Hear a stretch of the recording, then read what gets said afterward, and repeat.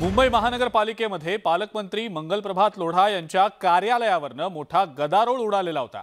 महानगरपालिकेमध्ये नवनियुक्त सदस्य आल्यावर ते कार्यालय काढून टाकणार अशी घोषणा देवेंद्र फडणवीसांनी केली, तर या कार्यालयावरनं विरोधकांनी सरकारवर टीकेचे बाण सोडले।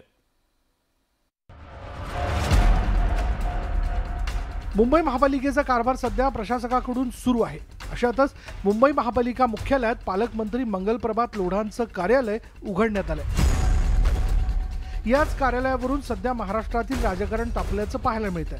ठाकरे गट आणि काँग्रेसनं मुंबई महापालिकेतील पालकमंत्र्यांच्या कार्यालयावर आक्षेप घेतला। अधिवेशनातही याचे पडसाद उमटले। विरोधकांच्या आरोपांना उत्तर देत उपमुख्यमंत्री देवेंद्र फडणवीसांनी आता नवनियुक्त सदस्य आल्यावर हे कार्यालय काढून टाकण्याची घोषणा केली। अतिशय स्पेसिफिकली आज नगरसेवक नाहीत, पक्षांची कार्यालय त्या ठिकाणी नाहीत, आलेले जे आपले वेगवेगळे तक्रारी घेऊन येतात त्यांच्याकरता तिथे एक जागा असली पाहिजे, म्हणून हे कार्यालय सुरू केलंय।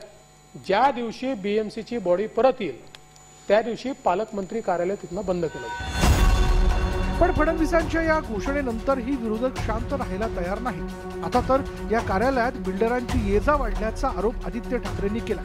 एक वर्ष होऊन गेल्यानंतर निवडणुका होत नसल्याच्या मुद्द्यावरही आदित्य ठाकरेंनी सरकारवर ताशेरे ओढले। पालकमंत्री आहेत की आता आपण पाहतोय, आपण आधी पाहायचो बिल्डरांची एन्क्रोचमेंट फुटपाथवर व्हायची, आता बिल्डरांची एन्क्रोचमेंट ही बीएमसीत व्हायला लागली। फरक एवढाच आहे। नाही, अपेक्षा एवढीच आहे की हा वेळेत निकाल यावा। महापालिका निवडणुकीच्या तोंडावरच महापालिकेतील पालकमंत्र्यांचं हे कार्यालय वादाचा विषय बनलंय।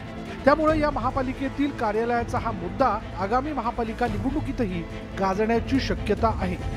Bureau report, news 18 Lokmat.